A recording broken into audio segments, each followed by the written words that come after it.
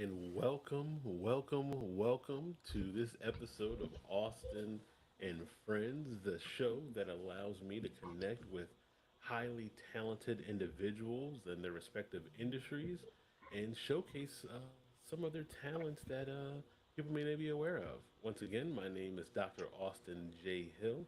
I am a digital strategist in the Baltimore metro area, and I have a very special guest with me who's here to talk about the wonderful world of not just marketing, but specifically AI and utilizing AI. Alicia, thank you for joining me today. I definitely appreciate it.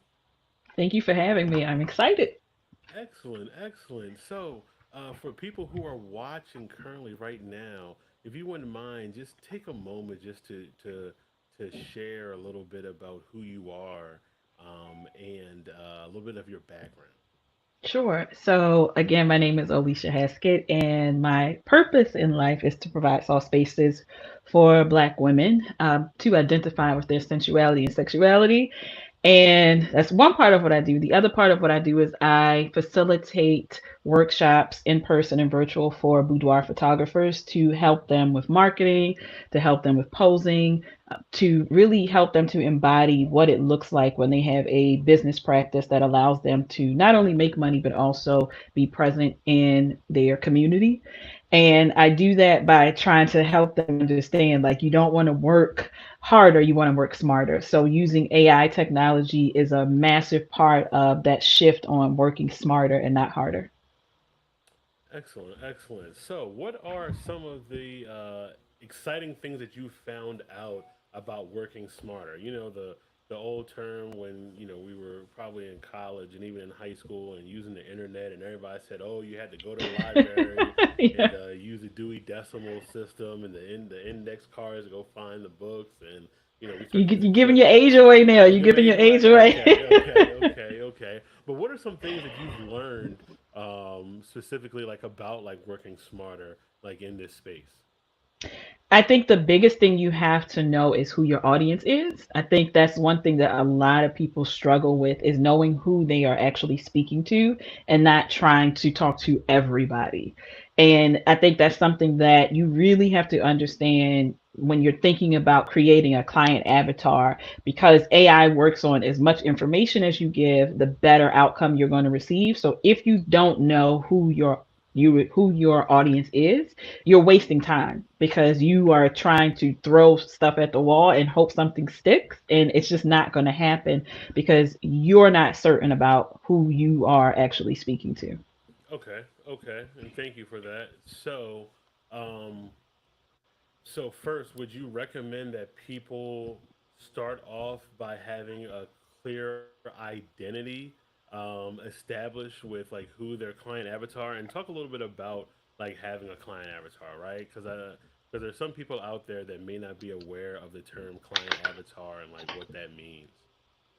So a client avatar is really who is your ideal client. That's another way of thinking about it. Who is this person? I like to start with how old they are. I even give my person a name, where they work, where they shop, do they have a family, understanding how much money they like to spend on certain things. Like the same thing that Facebook and anything in the metaverse is doing, they are collecting data on us to offer us ads. It's the same exact thing, but just on a smaller scale. You're trying to find out who this person is so you can market directly to them. Okay. So first, establish who your client avatar is and who you're talking to on a regular basis. All right. So second, you talked about communication earlier. Why is communication so important in business, and what are some things that people can work on to improve their communication and how they communicate with their clients? I think the biggest thing is to understand what is your why, and this goes across all business. Why are you doing your work? Why is it important to you? Why should people come to you? Especially as a photographer, a boudoir photographer, there are many boudoir photographers. And so when I am talking directly to my client, I want them to understand why it's important for me to do this work, and then in turn to support them on their journey of loving themselves as they are now. So I think understanding your why allows you to better able to say to someone, listen, I know you can go to anybody, but let me show you who I am and what my purpose is in helping you reach whatever they are trying to reach within their business. And it allows you to understand, like, am I doing the work to get profitable? Or am I doing the work because this is serving my community? So that distinction will also guide people to know you, do that know, like, and trust factor when it comes to your business, because people want to do work with people that they trust. They don't want to do Mm-hmm. work with people they're not sure about, or Right. they have come to another person and they get referrals, but they're like, but this person did this person did that. So understanding that know, like, and trust factor, I always say, is just like with Apple. Apple doesn't sell products. Apple sells the emotion of you using the Mm-hmm. products. Like, you don't really Mm. see them Right. saying, "Hey, here's a cell phone. It's $1,500. You need to buy this." They are showing you a video of a mother running with her phone and showing how it stabilizes while she's running with her son, and you get that feeling of like, "Wow, I can do this." So that's what you want to give to the people who are coming to you that you're working with. How do they get to know you as a person and then get to know your business? Okay, okay. So that's helpful. That's helpful. So now that we established the groundwork, right? We talked Mhm. about communication, talked about establishing your why, talked about establishing your client avatar. Let's talk a little bit about how AI and specifically ChatGPT allows for people to kind of speed up that process. What does that look like? It can be scary at first. I'm not going to deny that. It could be scary, especially if you're new to technology and understanding how to use questions to facilitate conversations. Because honestly, Chat GPT is a way for you to start a conversation pretty much with yourself. So I like to use it in the way of, I even today I used it to do a grant. So I said, listen, my prompt was, and the prompt is what you give the system in order to start the conversation. And so I said, I am doing a grant on this. I need you to ask me questions one at a time to understand how I want you to give me the responses that I'm looking for. So it's a way for you to take out the guesswork because you are using it as a kind of like a I A guess you would consultant? call it, yeah, consultant or virtual assistant, Right. right? But Right, right. you have to give it prompts. You have to give it the questions in order to really understand what you're trying to get to, which is why I said having that audience first, understanding who your audience is, allows the system to better facilitate those questions and answers that you want to get a better answer. All right, good, good, good. Okay, so we talked about establishing the prompts and the answers, right? So if I'm somebody who's first time going to Chat GBT, what are three things that they should kind of focus on and possibly look to try and practice? The first thing is establishing what you want the output to be. So, do you want a blog entry? Do you want a newsletter? Do you want maybe a caption for social media? So, what is it that you are actually asking the system to do? That's the first thing. And then Okay. understanding what your tone of voice is. So, if you want it to be informal, do you want it to be something where you're persuading someone to do something? So you can offer the system, like, I want you to talk in this tone of voice. So that allows it to understand what you're going for. If it's formal, then you say that. And then the third thing I would say is understand that you have to give yourself grace when you are starting the process, because you are going to first get very generic answers. So the input is, the more that you understand who you're speaking to, the more you understand what the message is that you want to get across, the better you will receive that output. So you want to, again, give yourself grace to know, starting out, if you've never used the system before, it's going to be a little taxing. You're going to feel a little bit overwhelmed. So just Mm. starting understanding with, I am going to ask questions like I'm talking to a child, and continuously just continue to ask questions that allow me to get the response that I'm actually looking for. Okay, okay. So trial and error. So Yes, trial and of error. course. So Yes. people need to be patient. People need Yes. to be patient. Okay, so Very patient. what are some successes that you have seen using ChatGPT, and how have you utilized it to grow your business so far? Again, like I just said, using it to write a grant today, like I had a Okay. limited amount of time. And so, because I already knew what I wanted, it was very easy to say, hey, I'm going to give you these questions. I need you to ask me these questions so I can input the information and get it out. The other thing is not taking the first answer. So a lot of times when people are using like the blog part of it, they Mm-hmm. will take it and then input that into their blog and like I'm finished. So I always tell people to go back and again, you're having a conversation, yes, with the machine, but if you're using it to like write a newsletter, I recently actually used it to write a series of 8 newsletters.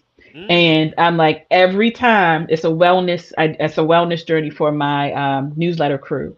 And so I didn't have the time. So I'm like, okay, these are the prompts. I'm looking for things that my newsletter crew can do to practice self care. I need you to give me 8 different emails, but this is the theme of the email, which is going to be wellness. And so I was able to tweak that information and schedule 8 separate emails without me having to process and think and like, what can I say for this month? What can I say for this month? So I was able to put that information in and immediately get it back.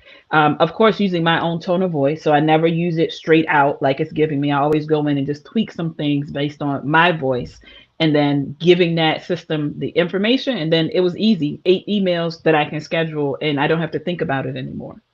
Oh, excellent, excellent. And so for those people who are sitting and listening and asking, like, why would I use emails?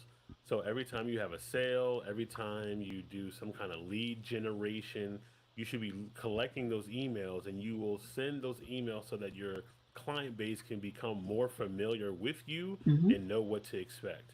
You know, we all know those business owners that sit on 100, 200, and 300 emails and never call and interact. But you always want to follow up with some gems and information that are going to be beneficial to your client base.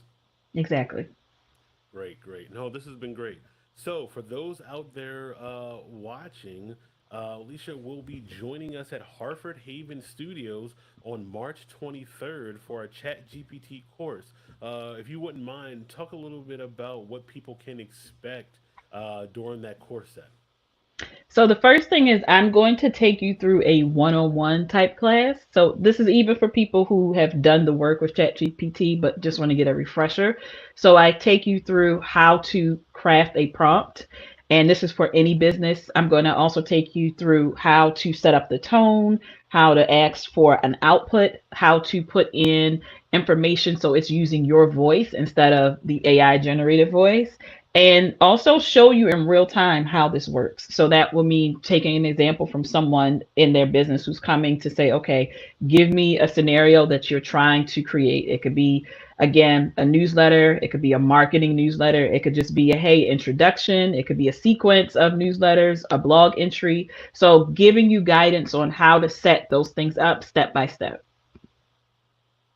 Excellent, excellent. And by the end of the course, what can people expect to walk away with? Like, what's the clear thing at the end of the day? I mean, Hmm. I know Yes. from interacting and being with you. But what can somebody in layman's terms?